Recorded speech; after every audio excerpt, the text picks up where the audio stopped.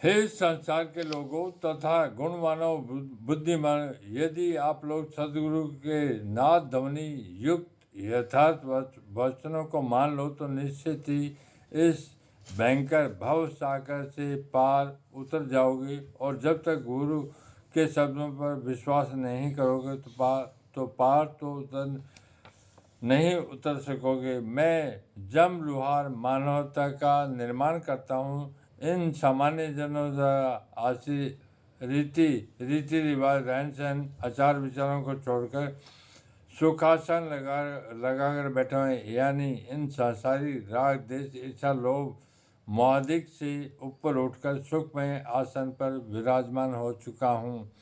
अब मुझे किसी प्रकार के सुख दुख आदि प्रभावित नहीं कर सकते, इसलिए मैं युगों युगों तक जीता हूँ। और आप लोग जब तक सांसारिक वासनाओं के ऊपर नहीं उठेंगे तब तक तुम्हें यह परेशान करती रहेगी। इस संसार में कुछ ही वर्षों के जीवन से मैं उब जाओगे और मृत्यु की प्रतीक्षा करोगे, फिर युगों तक कैसे रह सकोगे।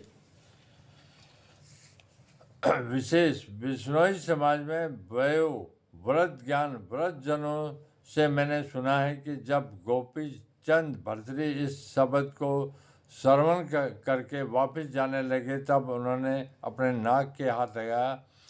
तब जम्बेश्वर जी ने अपनी जीवा के हाथ लगाया और ऐसी सैनी करके वहीं से चले गए।